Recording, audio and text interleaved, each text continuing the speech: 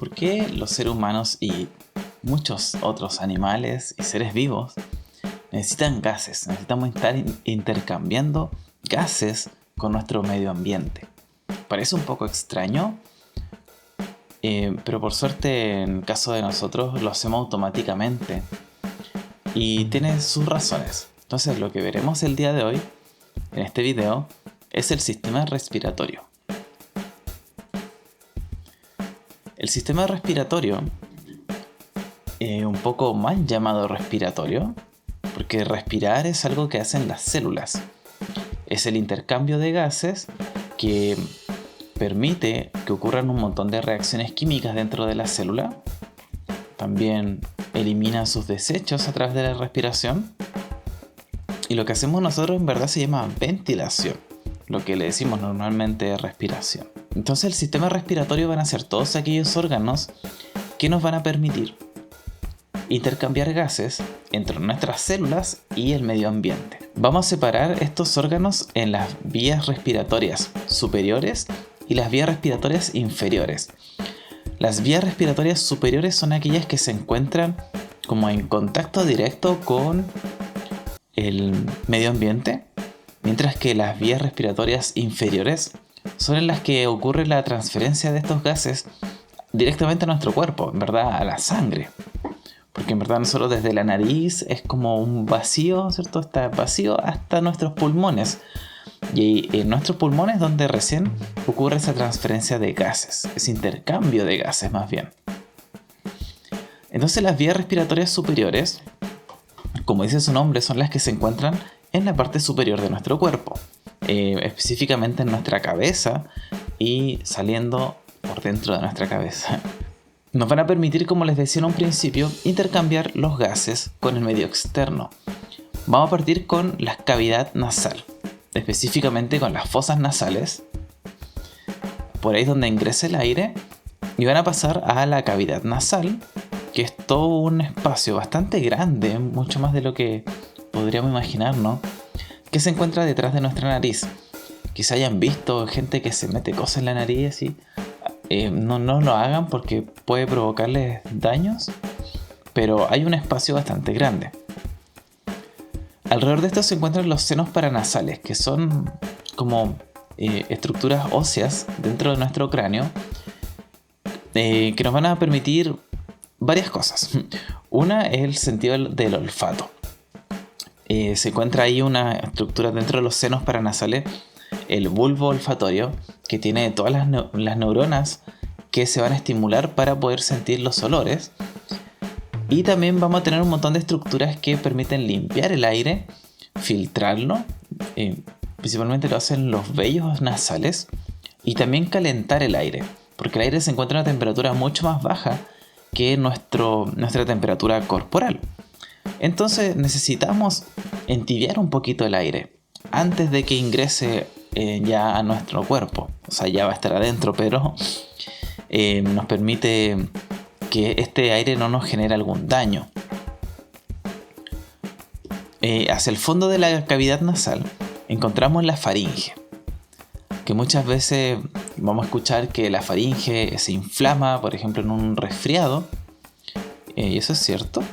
También se obstruye, todo esto es la faringe. Esta es donde muchas veces se alojan las bacterias que nos generan resfriados o los virus. Un resfriado en verdad es un montón de síntomas solamente, no es una enfermedad en particular. Separando nuestro sistema respiratorio de nuestro sistema digestivo, se encuentra una membrana que se llama la epiglotis, que, como les decía, es para separar el sistema respiratorio del digestivo. Esto se va a abrir hacia el sistema respiratorio para que podamos respirar por la boca en caso de que haya alguna obstrucción, por ejemplo, que nos estemos ahogando. Entonces podemos respirar por la boca, o también para respirar más rápido en caso de estar corriendo. Pero también nos va a permitir que la comida, por ejemplo, no pase hacia el sistema respiratorio y solamente se vaya hacia el sistema digestivo. Entonces cuando tragamos, en verdad lo que hacemos es como abrir la epiglotis para que la comida se vaya por el esófago y no por la tráquea. La tráquea es el tubo que sigue después de la faringe hacia el sistema respiratorio, que va a ir con celeste, el sistema respiratorio. La tráquea es bien particular porque tiene unos anillos de cartílago que nos ayudan a que no se cierre. De hecho, nosotros podemos tocar esos cartílagos acá. Se sienten unos anillos bastante rígidos que están dentro de nuestro cuello. Esto va a permitir, como les digo, que en caso de una obstrucción ya por un sólido, supongamos algún alimento que se haya pasado hacia la tráquea, puede ser expulsado nuevamente, ¿cierto? Y no nos ahoguemos, puede seguir pasando el aire. Así que gracias a eso hemos podido sobrevivir también.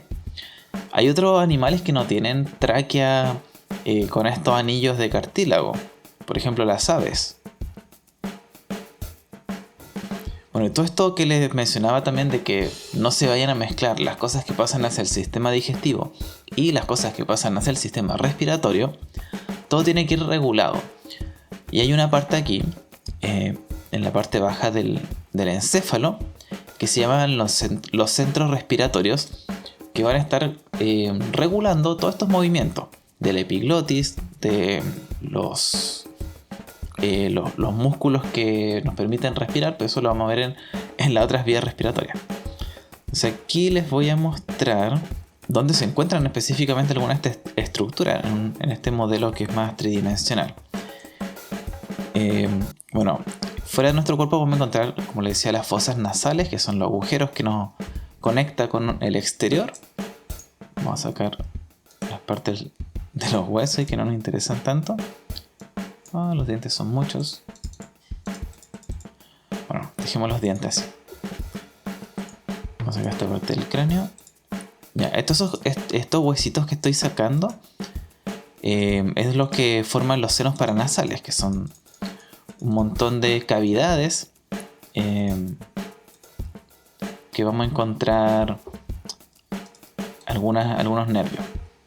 ¿Ya? Estos estructuras globulares que se encuentran aquí son los senos paranasales, donde van a estar los centros neuronales que nos permiten identificar los olores.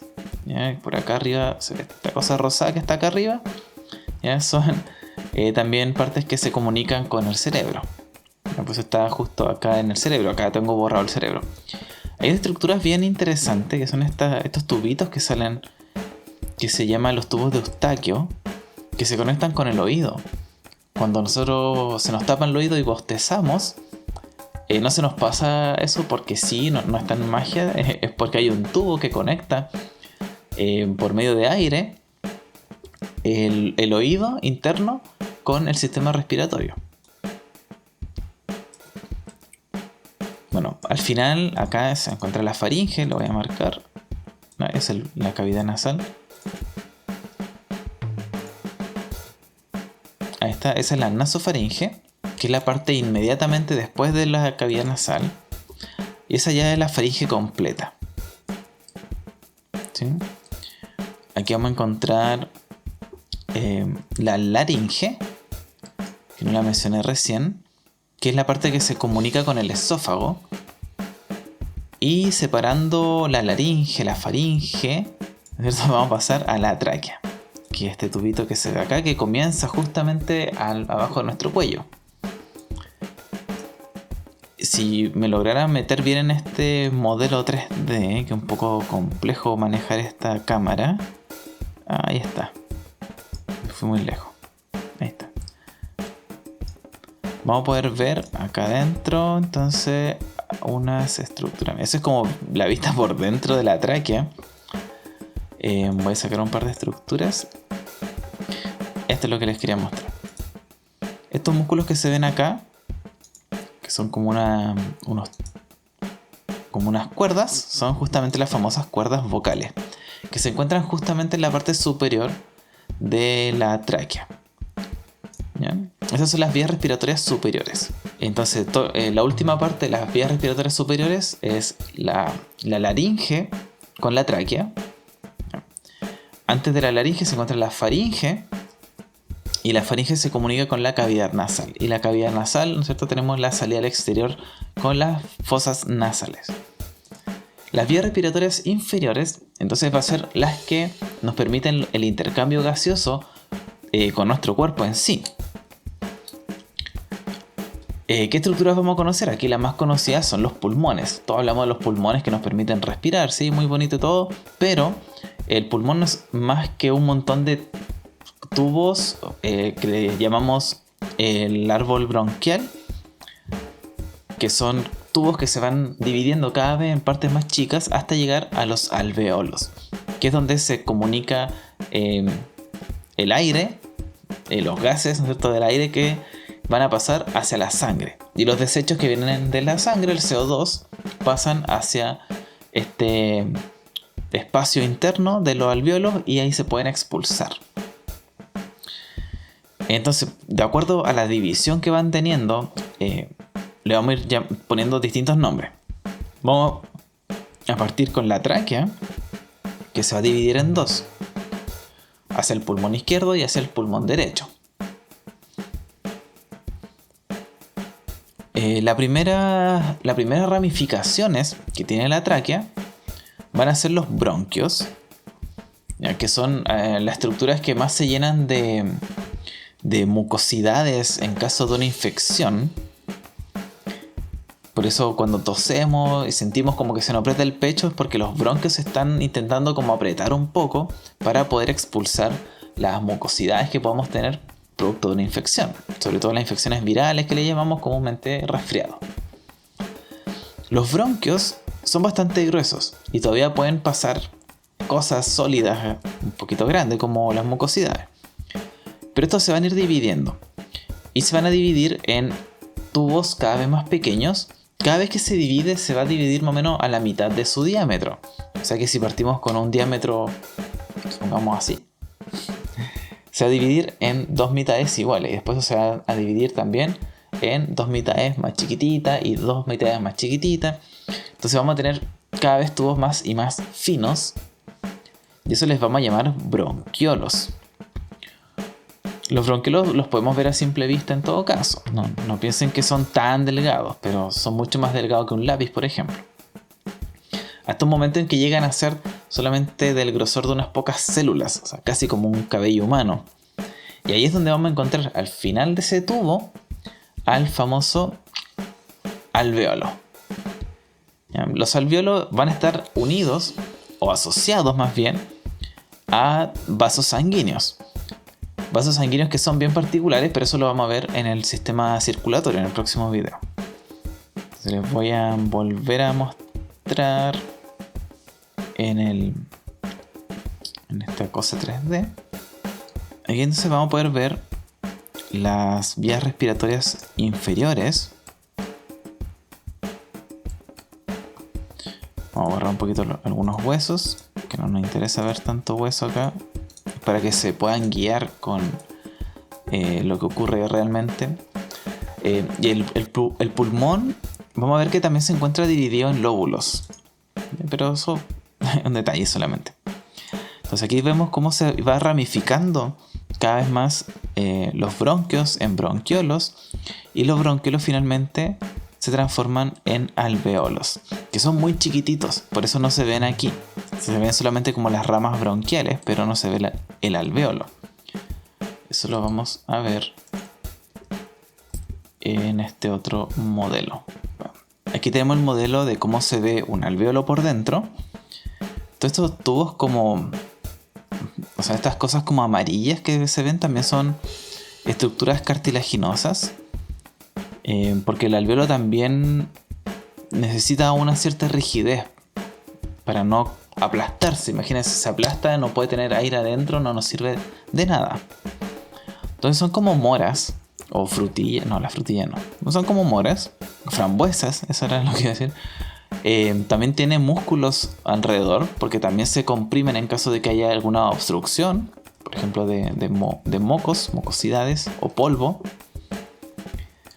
Y el aire llega a estos compartimientos que le llamamos sacos de aire, y ahí es donde va a ocurrir el transporte de gases, la transferencia de gases entre la sangre y este medio interno del alvéolo. Por lo general vamos a encontrarlos en grupos de unos 20 o 30 alvéolos. Son hartos los que están juntos. Y aquí va ocurriendo un mecanismo un poquito complejo, porque el aire que llega no es el mismo que sale. A ver, me explico. Dentro de nuestro sistema respiratorio tenemos mucho más aire del que inhalamos y exhalamos. Entonces nosotros estamos exhalando, estamos como moviendo aire de esta forma. Entonces queda un espacio en medio que no se está moviendo. No sé si... Creo que no queda muy claro, sí. Imagínense que es como un tirar la cuerda. O sea, yo tiro cuerda, ingresa aire y arrastro la cuerda y sale aire. Pero yo no logro sacar toda la cuerda ni me quitan toda la cuerda. O sea, es como que entra y sale aire. Entonces queda siempre un volumen dentro que se está moviendo poco. Entonces, para evitar que no podamos respirar, o sea, que estemos respirando y no haya intercambio gaseoso, el cuerpo va como apretando y cerrando algunos alvéolos. Entonces, así mantenemos un volumen que se va a mantener sí o sí, para que pueda salir el otro volumen de aire y así pueda eliminarse el CO2, y después se abren los que estaban cerrados para que esos puedan eliminar los gases que tenían adentro, y así se va regulando un poquito esto, porque como les digo, si no respiraríamos, por mucho que respiremos, no intercambiaríamos gases por nuestro tamaño, somos muy grandes. No sé si se han fijado, pero la mayoría de los animales no son muy grandes, y es justamente por este problema. Bueno, esos son los órganos del sistema respiratorio. Pero tenemos que ver entonces qué es lo que ocurre realmente dentro del alvéolo. Pero antes de ver eso, hay que ver bien esto que les digo de cómo entra y sale el aire, ¿ya? Porque siempre queda un poco de aire que no se va a mover. Entonces primero vemos bien el recorrido que sigue el aire dentro de nuestro cuerpo. Primero ingresa por las fosas nasales. Aquí sale por flecha. Pasa a las cavidades nasales, la cavidad nasal se comunica con la faringe se comunica con la laringe, que recuerden que este es el espacio compartido entre el sistema digestivo y respiratorio. La laringe, cuando se abre la epiglotis, permite que pase el aire hacia la tráquea. La tráquea se va dividiendo en los bronquios se dividen en los bronquiolos y los bronquiolos finalizan en los alvéolos. Eso es todo el camino que sigue el aire, desde afuera hacia adentro. Y después para que salga es exactamente el mismo camino en sentido contrario. Entonces, ¿cómo permite nuestro cuerpo que ocurra todo ese movimiento de aire? Bueno, primero con dos movimientos. La inhalación y la exhalación.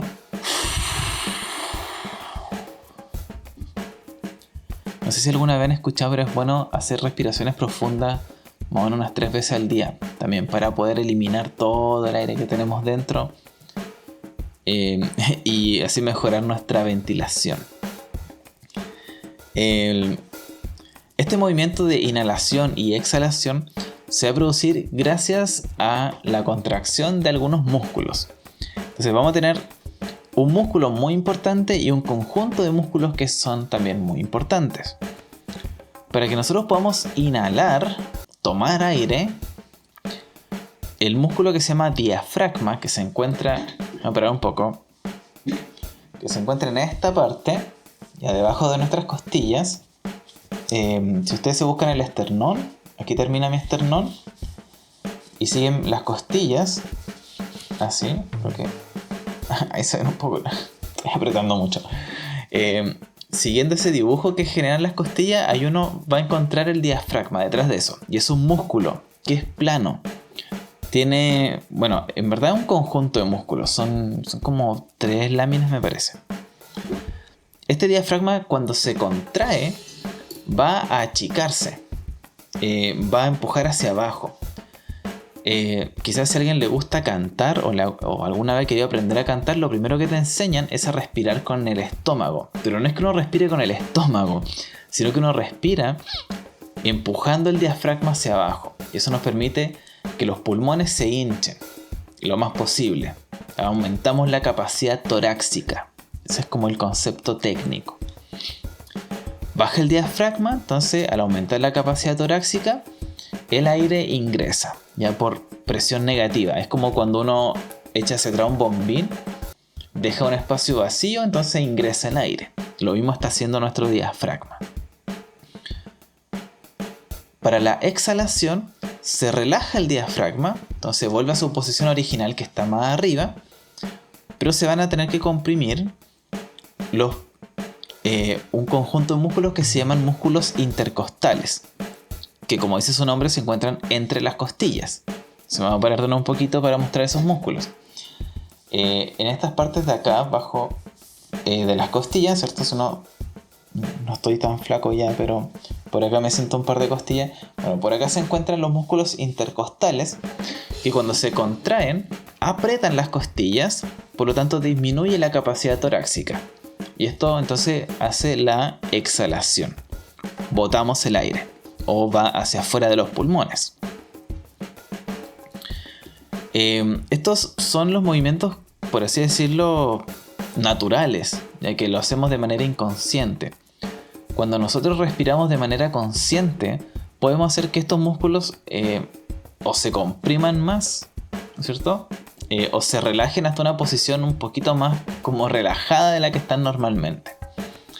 Ustedes pueden inhalar y exhalar, ¿no es cierto?, como a límites un poco más grandes de lo que hacemos de forma natural. En general vamos a decir que nuestro sistema respiratorio, un adulto promedio, tiene entre 4 a 4 litros y medio de aire dentro del sistema respiratorio. Pero en cada inhalación y en cada exhalación se mueve aproximadamente 1,5 litros. Menos incluso. Si es que estamos, por ejemplo, si estamos sentados, sin hacer nada, nuestra respiración es cortita. Entonces se está moviendo más o menos medio litro de aire en un caso, ¿cierto?, de reposo. Pero si nos movemos y hacemos que todo el aire ingrese y salga, vamos a permitir una mejor oxigenación. Así que si alguna vez tienen sueño, se sienten cansados y tienen que trabajar, hay que respirar profundo. Una de las mejores formas. Bueno, entonces, ¿qué pasa ahora sí con el aire, con los gases que llegan al alveolo? Primero vamos a tener un intercambio hacia la sangre, ¿no es cierto? Del alveolo a la sangre. Y esos gases después van a llegar a las células. Entonces vamos a ir viendo todos esos pasos. Primero en los alveolos, como les dije antes, el aire se mueve por presión. Y también se va a mover en los tejidos por presión. Y solamente nos va a importar la presión del gas que se está moviendo. Entonces en el alveolo, supuestamente lo que debería ocurrir es que vamos a tener mayor concentración de oxígeno. Entonces aquí hay alto oxígeno. Vean esos números que salen aquí. La P es de presión. La presión de oxígeno es alta, es de 100 milímetros de mercurio. Es alta la presión de oxígeno y es baja la presión de CO2. Eso quiere decir que el oxígeno va a pasar desde donde hay más presión hacia donde hay menos presión. ¿Y donde hay menos presión de oxígeno? En la sangre, en el caso de los alveolos. Entonces aquí nos indica la flecha roja que el oxígeno se va a estar moviendo hacia la sangre debido a esa diferencia de presión. Y como la presión de CO2 es baja en el alveolo, pero es alta en la sangre, entonces el CO2 se va a estar moviendo, como indican las flechitas azules, desde la sangre hacia el alveolo. Este oxígeno va a moverse entonces dentro de la sangre gracias a una molécula que se llama hemoglobina, que se encuentra en los glóbulos rojos. Se va a mover hacia todas las células de nuestro cuerpo, porque todas nuestras células necesitan oxígeno. No hay excepción. Entonces este oxígeno se va a mover hacia las células y va a ocurrir lo mismo. Pero ahora vamos a tener presiones diferentes o contrarias. Vamos a tener una célula que tiene poco oxígeno y la sangre va a tener mucha en comparación a la célula. porque no es tanta la que tiene tampoco. O sea, en comparación al medio externo es súper poca. Vamos a decir entonces que el oxígeno va a pasar hacia la célula, porque la célula tiene poquito oxígeno, recuerden eso. Súper importante porque la célula apenas tiene oxígeno lo ocupa casi al tiro. Y cuando lo ocupa, va a producir dióxido de carbono. Entonces la célula se llena de dióxido de carbono y la sangre supuestamente tiene poco dióxido de carbono. Entonces por presión de nuevo, como en la célula hay mucho y en la sangre hay poco, va a pasar el dióxido de carbono desde la célula, que hay mucho, hacia la sangre, que hay poco. Y si no me creen, vean esos números. Ya presión de oxígeno acá es de 40 milímetros de mercurio. Es poco en comparación a lo que hay en el medio externo, pero va a ser, bueno, también es menos de lo que trae el oxígeno de la sangre. Por eso va a pasar hacia la célula. Si quieren pónganle pausa para que lean bien el texto, pero básicamente lo mismo que les estoy diciendo. Otro detalle bien importante antes que pase lo último es que el dióxido de carbono no se une a la hemoglobina. La hemoglobina es solamente para el oxígeno. El dióxido de carbono se va a mover de varias formas dentro de la célula, dentro de la sangre. Una va a ser solamente disolviéndose, igual como en las bebidas también tienen dióxido de carbono y está mezclado con el agua. También se va a mezclar con va a estar dentro del glóbulo rojo, pero no asociado a la hemoglobina. O sea, sí, también, pero no de la misma forma que el oxígeno. Y también se puede mover formando otra molécula que se llama bicarbonato, que en el alveolo se vuelve a romper y se transforma en CO2 nuevamente y así se sale de nuestro cuerpo. Entonces, lo último que les tengo que mencionar es cómo echar a perder nuestro sistema respiratorio, porque a todo el mundo nos gusta echar a perder nuestro cuerpo. Es sarcasmo, por si acaso. Como mencioné en un video anterior, el tema de salud es bastante más amplio de lo que solemos pensar. No es solamente asociado a nuestro cuerpo. Una de las enfermedades más graves a nivel mundial, a principales causas de muerte, es el tabaquismo. Y también los cánceres. Y uno de los cánceres que tiene más muertos a nivel mundial es el cáncer de pulmón. Y existen varias razones por las cuales la gente puede tener cáncer de pulmón. La más común, el tabaquismo.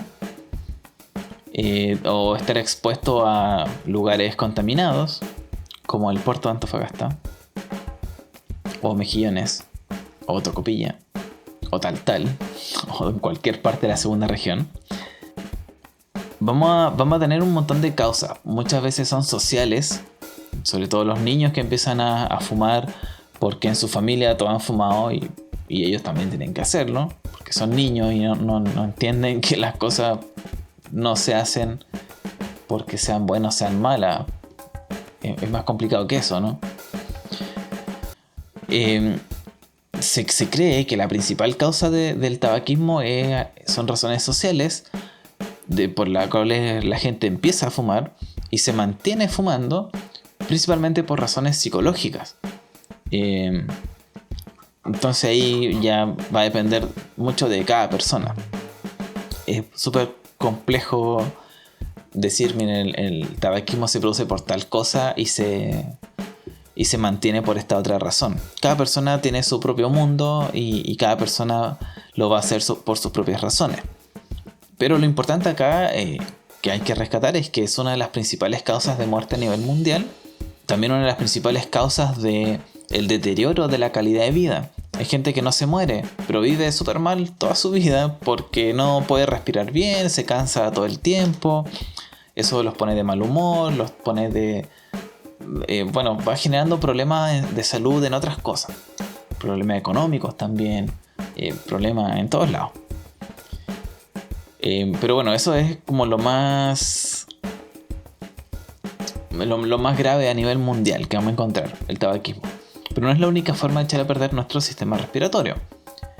El tabaquismo también puede generar otras enfermedades.